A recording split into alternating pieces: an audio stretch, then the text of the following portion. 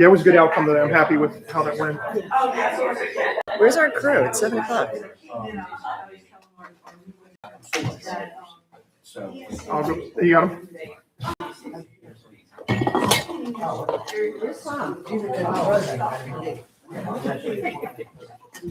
Where's Thomas? He's coming right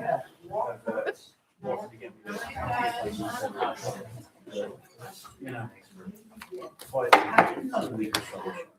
And what I'll do when I give our report, I'll keep it very brief. Since we are televised, I don't want to, I won't get into a lot of details that they're posted, but we can get this addressed.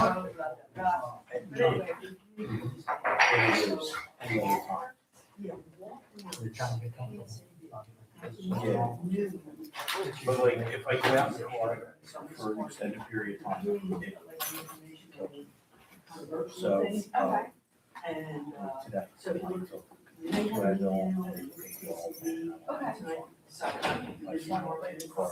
Hey, Nick. But anyway, yes, I know it's there, let's put it that way. Oh, yeah. And they're recording it, so I thought if I miss some of it, Yeah. I'll see the rest of it later. Because I don't know if we want to do anything with this, but first of all, get information. Okay, it's time to start. Yeah. People are looking. And we can have the grant people look into it for us. Absolutely. Please turn on your microphones. Good evening, everyone. Get on there. Meeting order with the pledge of allegiance. Please make sure you turn on your microphones before we start.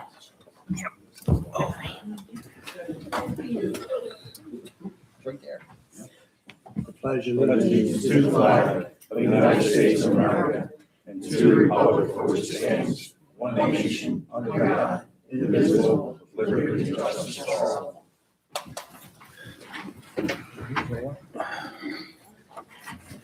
It's not working.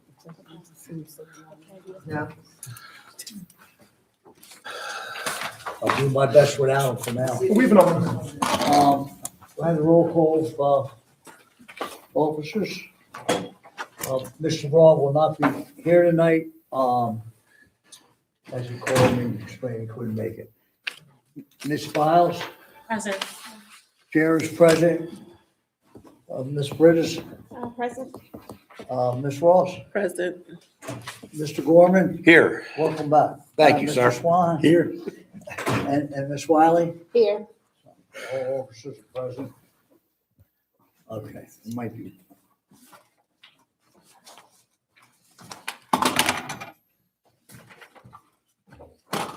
Now this will be better. Financial advisory report. She's not able to come. So I have all the bills. The bills are being developed. Budget's all finalized, and we're working off the new 2026 budget. Tax money's starting to come in. I'm sure she'll be here in our regular meeting, so Yes. any questions we'll address then. Police chief report.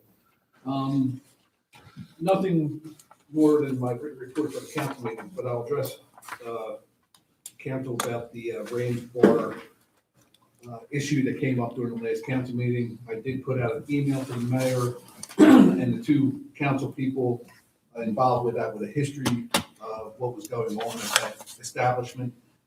Currently, we have 3 cases in front of the new MDJ scheduled for March 26th.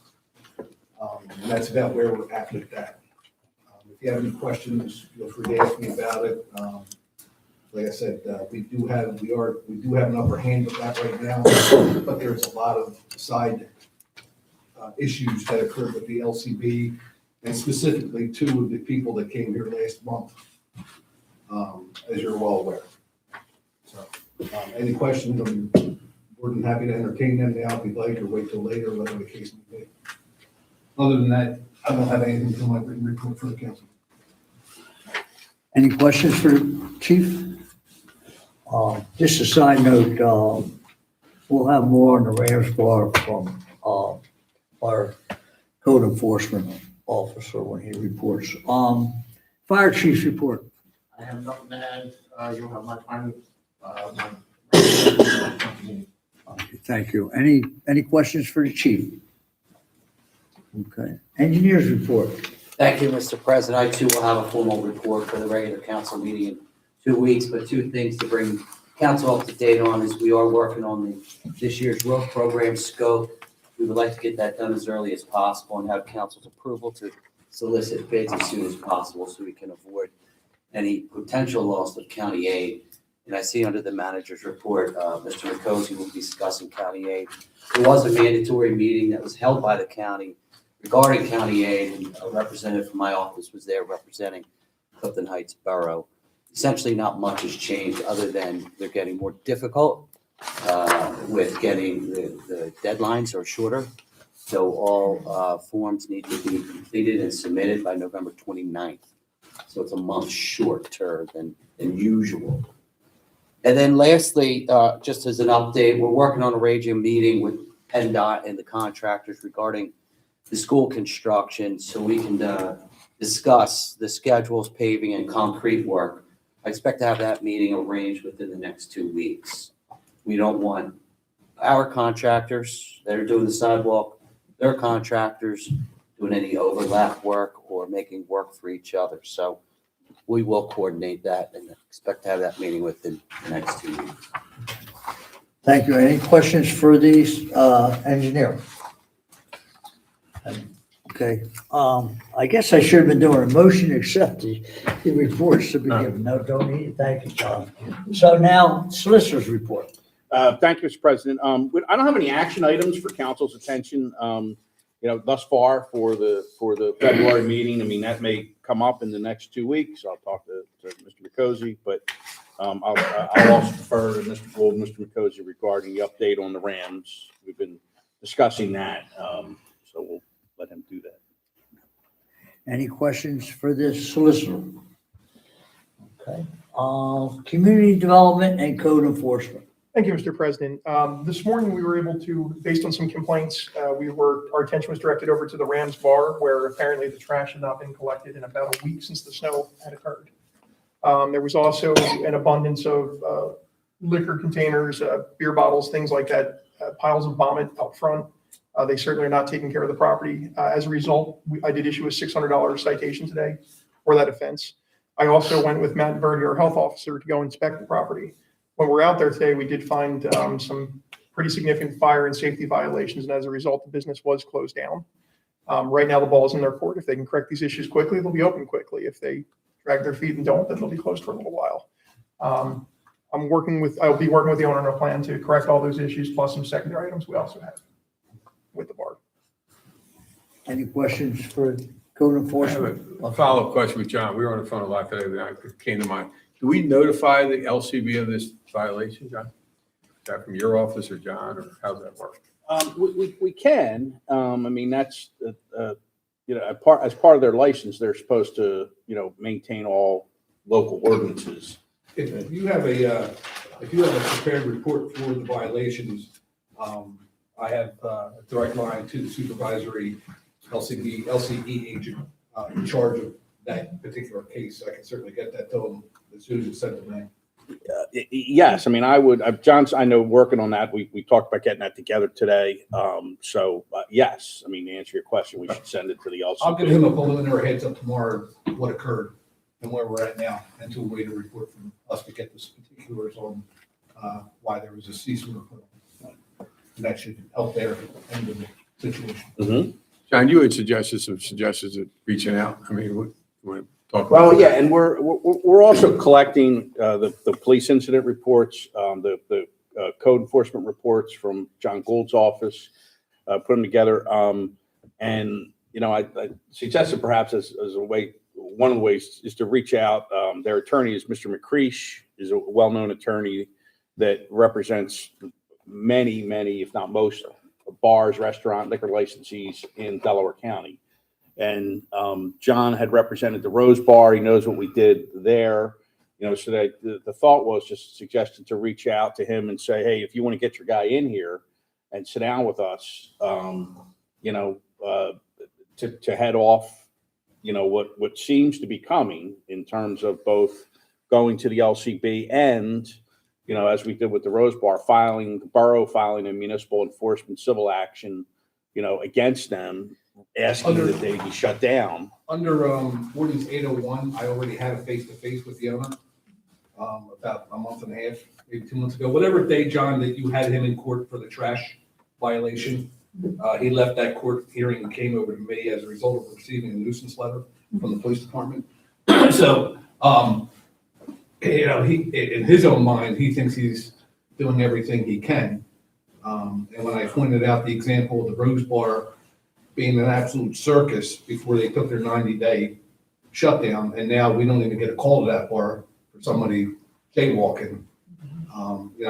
He pretty much knows where we have to be with that at this point. Granted, there's not shootings, there's not stuff like that, but, they are leaning towards going that route with the amount of calls that we're getting. Yeah, and I would hope that John McCrea's is a very reasonable attorney. He's the kind that would turn around to his client and say, "You're in trouble here, pal." They closed down the roads for 6 months, and then there are still other enforcement issues there. They still have to close at 12, and they have a conditional license for this 2-year period that we're in, and the new licensing period is coming up in November of 2026. They were just, if I don't want to say the wrong word, but I'll say served with notice of violation for LCD, what's called the loudspeaker ordinance. I was just speaking to the supervisory agent in charge last week or the week before. He says they were given warnings for that. They weren't cited. They were given warnings for that again. So they do have some letters in their file from the LCA on top of whatever we put in the file. So to answer the question, Mr. President, all of the above, I think we should do, to get across. It seems like it's at least a little bit with this owner. He kind of thinks that I could do a cleanup at the last minute, and then go over to the local court and they'll pull everything, withdraw citations and that type of thing. So I think we should do all of the above, and make it a progressive discipline, to get them to stop their bad actions. Any other questions for the solicitor? Okay, managers report. Okay, a couple items here tonight. JP talked about the resolution. We'll have that on the agenda as well. John, you want to talk about, just for the public's sake, I know council was on the phone when we discussed the declaration for the emergency in the impending storm last week. And then I'll bring up, the expenditures and all that we had. But just for the public's, what happens, how it takes place, the purpose of it, and those kind of Yeah, so under the Pennsylvania Emergency Management Code, the mayor did declare an emergency. And that does, as I say, 3 things. It activates the emergency plan for the borough. Mr. Gould's our emergency management coordinator, so it empowers him to carry out the contingencies in the plan if need be. Number 2, it allows the borough to go ahead and procure services such as snow plowing, trucks, that kind of stuff, equipment such as, snow equipment, without going through the formal bidding process and bringing the contract to council and that sort of thing. So it allows for that type of procurement. And then 3rd, it authorizes the president of council and the manager to take any administrative action that council is unable to. Now, we've been able, obviously we're meeting, so, that part really doesn't come into play. But I think that we did, utilize the procurement provisions to go ahead and get equipment and personnel to come in and do that. The declaration will last until the regular council meeting. So you can decide at that point in time, council would have to extend it. Really the only reason to extend it at this point in time, snowstorm's over, it's still cold, but it's melting a little bit. But if we were still utilizing outside contractors or equipment to take away the snow or do those sorts of things, if we were still using that procurement part of it, then council may wish to extend the declaration for another 30 days. In terms of reimbursement, you don't know whether it'll be reimbursed. I don't know. John, did the governor declare an emergency for the southeastern counties or anything? I believe he did. Okay, so that triggers the governor declaring the emergency for certain counties triggers, there are funds in the state budget for when there's emergency declarations. And depending on how big it was, I mean, it's a limited amount of money, so it's not just, hey, if we spend $100,000 on snow removal, we send them the bill and we get a check back. Doesn't work that way. It all depends on, they decide, however, in their infinite wisdom, to dole it out, depending on that. So John collects the bills, he sends them to the county. County Emergency Management sends it to the Pennsylvania Emergency Management Agency, and we'll see. Sometimes you get it, sometimes you don't. So we'll see. Thanks, John. So as the storm came in, we immediately ordered, because of the temperatures that were coming, our salt supply was probably a little over half, maybe 3/4. James and I met. We brought in 2 extra loads of salt. Salt doesn't go bad. We already have it. It's in there now, and we're thankful we have it because a lot of municipalities are scraping the bottom of their bins now, and salt's it's like buying ice cubes in the summer. It's out. So we have that. Then we went right into the snowstorm. Under our contract with snow, we have AHU Services that handles the south end of the town, adds an extra dump truck with a manpower, Jimmy and James on 2 other trucks. We were holding the storm pretty well all the way through it. The problem you have is, I've been doing this a long time, is you got to watch your manpower for hours. Jimmy and James, they do need to sleep, but then you got to worry about when they go to sleep, and the storm's still coming in. And at that time, if you notice, it's peaked up. So then we're getting heavier snow while we really need our guys to bunk down.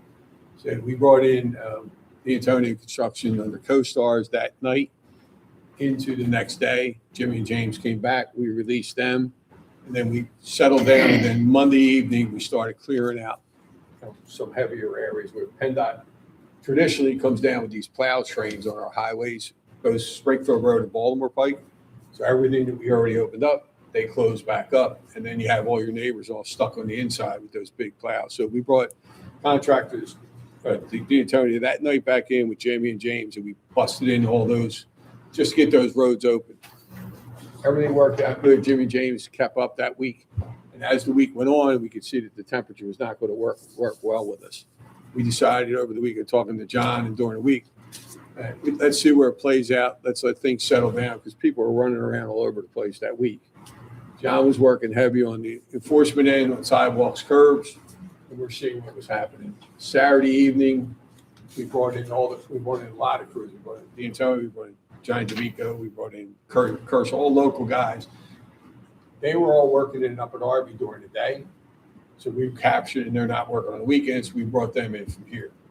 How that tradition I've always done it is, I always look at what's happening at the airport. When they start releasing guys in the airport, meaning contractors, that's when you know that it's pretty well cleaned up. So now you can really hit it without worrying about it. So we brought those hours in. Normally, the rate right now that I understand in the airport, that's what you check to balance out the money, because you want to make sure that we're in that. They're running about 500 hours of backhoe an hour. Our rates, which I listed here, are well below that. You're on nighttime rates, which are a little more expensive for operators. So the breakdown is in front of you. We spent, between AHU Services, the Antonio, Kershaw, who else is in here? Kershaw and Lincoln and Sons. The total cost is $41,000 to clear everything out. They were scheduled for Sunday night. I ran around 10 o'clock, and I went in about 3:30 in the morning, and I figured, you know what, I think we're good. And James came in and verified that for me on Sunday. We had opened up a lot of corners. Then we also wanted to make sure Saturday night to open up those sidewalks for the schools, because the school has reduced a lot of the bus routes for the little guys going to elementary school, and they have to walk away from the highway up through Walnut, all back in them side streets. So we tried to open up those corners, like pull back the snow and haul it out. Swim club, if anybody wants to go skiing, there's plenty of snow down there. That's where it's all at. We don't have the field to put it there, so it's a little more. We brought in like 2 extra trucks that night because you have to load it and then dump it. So we were trying to move pretty quickly. So I think, I know that Jimmy and James did a fabulous job. I mean, I know what snow is, been around a long time. With the augment of them being familiar with the contractors that came in, because they do a lot of work together, it all worked out well. No problems with residents, which can happen. We do have some issues now going with chairs, the normal, you live in Delco, everybody puts a chair in a spot. Just what it is what it is. I told somebody today, we don't have bad ordinances or bad policies. You happen to have a bad neighbor. There's not much we really can do with that. Everybody just stay calm. Snow melts, it all goes away. So we should be okay. But these bills are finalized. I don't anticipate with our crew, Jimmy and James, that we need anything else. But John, like you said, it's open till next week. You never know what the weather, brings. So that's the report for the snow. I think everybody, John was in, I was in, kept in touch with council and the mayor. I think everyone in the council, I think we did a great job as far as the town itself and making sure that it's all about safety. People think it's a lot about convenience. It's really about fire trucks getting out, ambulances getting out. Fire guys were out with pickup trucks running ambulance calls to help out the ambulances. Some of these streets are pretty tough and carrying them out. I don't know, did you have 2 or 3, I think it was? We had 2 or 3 to be assisted with the ambulance, just to help shovel walkways and stuff because structures don't move on snow.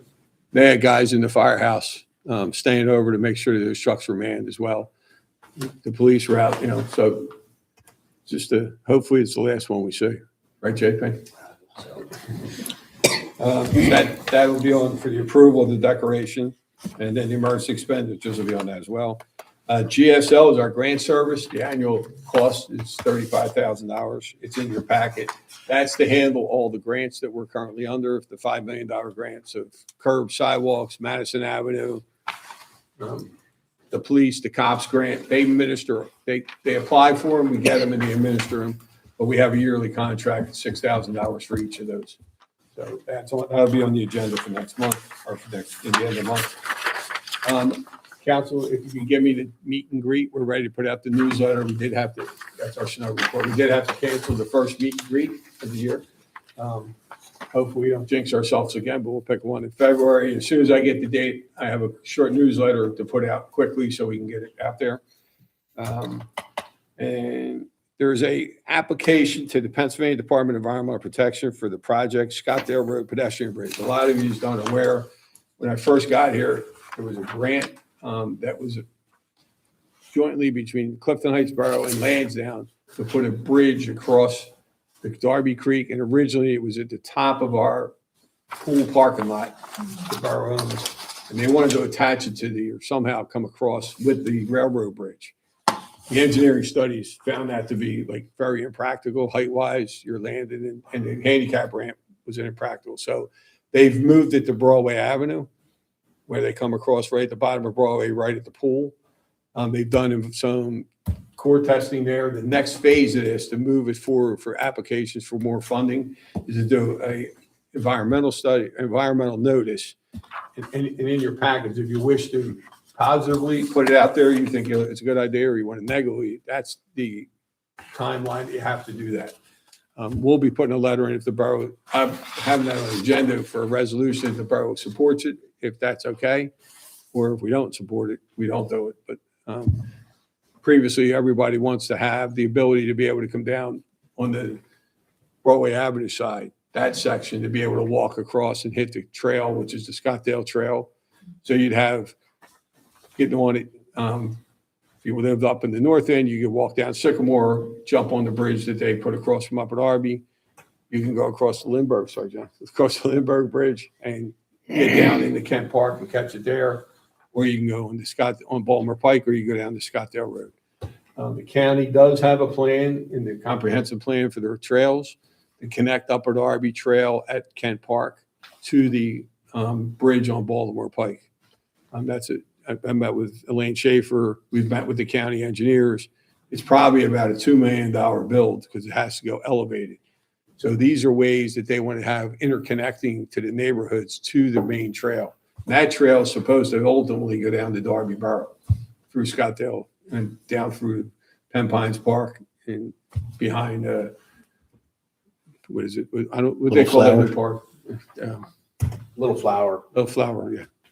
Area. So It's in your packet, read up on it. If there's any positive or negative, just let me know. And if not, we'll just put it on the agenda. I think it's always good to support grant applications. And I believe that's all I have. And that's it. That's all I have. Any questions for the borough manager? Okay, we'll move along. Council reports, Mr. Swan. I just wanted to thank everyone who did such a great job clearing the roads, Jimmy, James, Tom, for keeping us updated. I think everyone in council can attest to how many emails and texts we get over this time.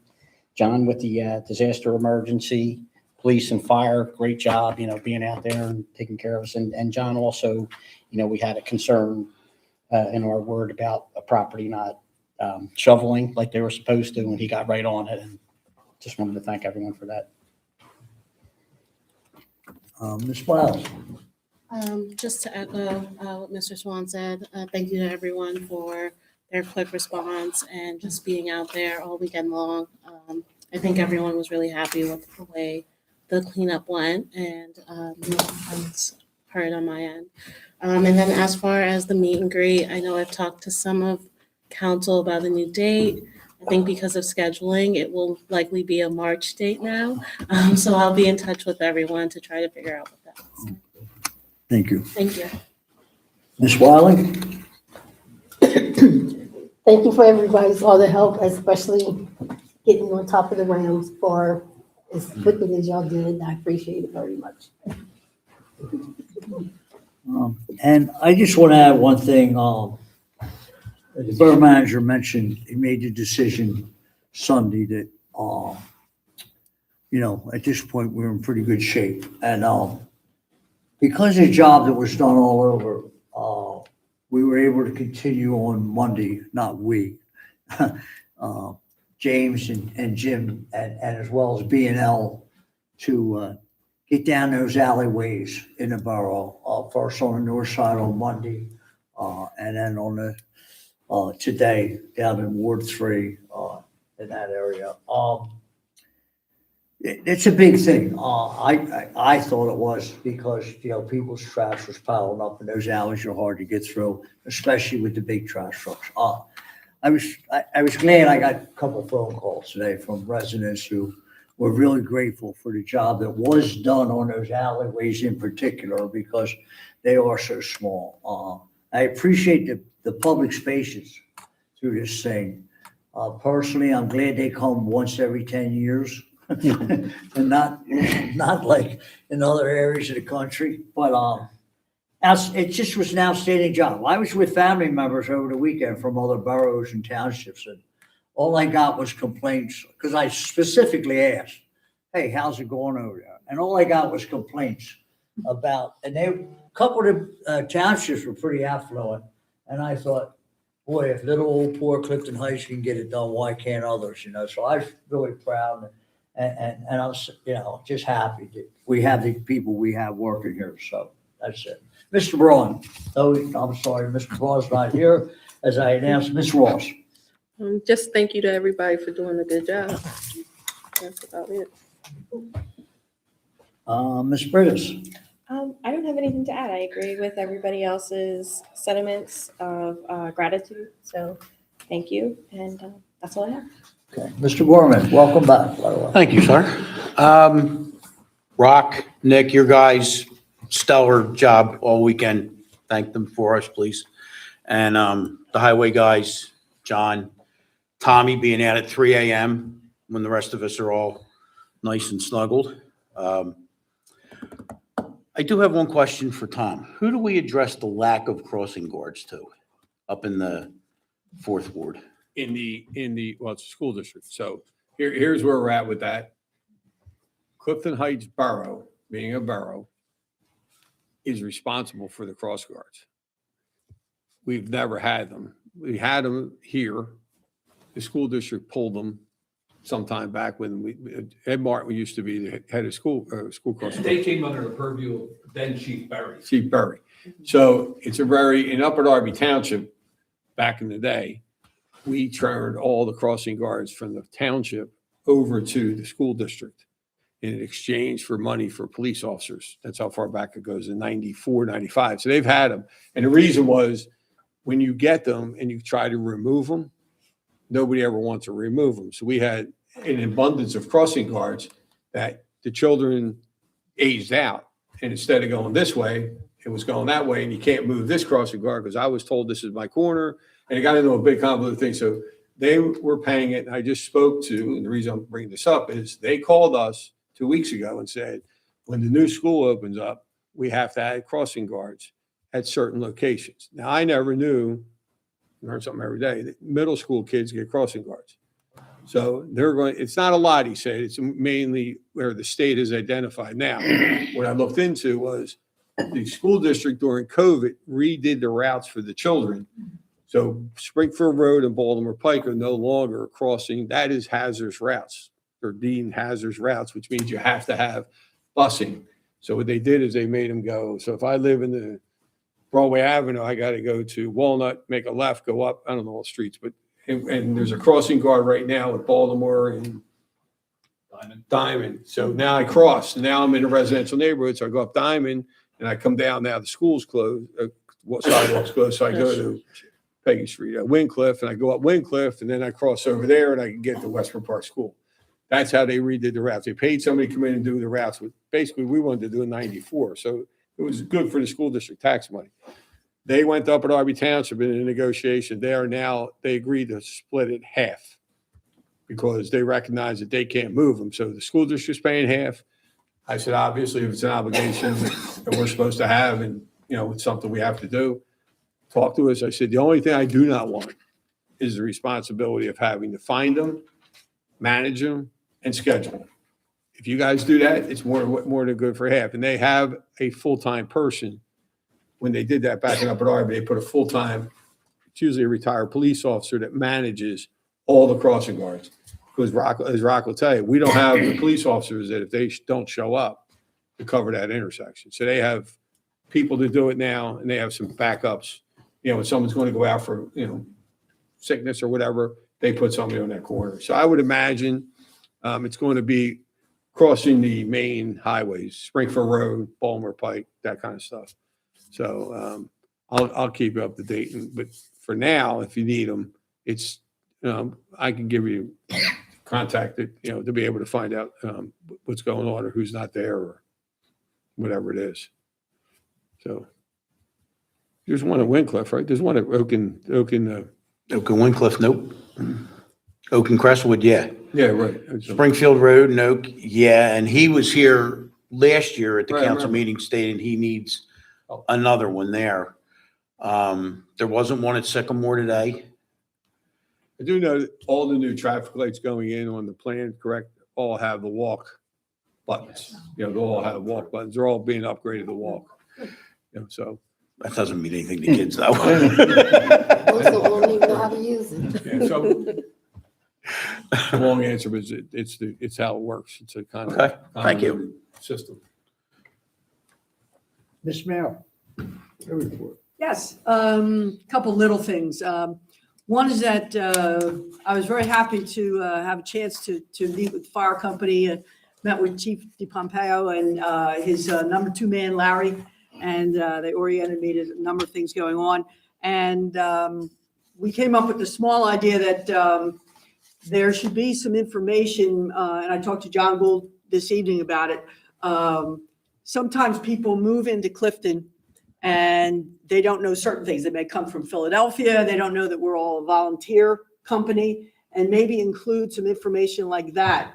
So Mr. Gould's going to talk to the fire company as he updates that. That's one thing.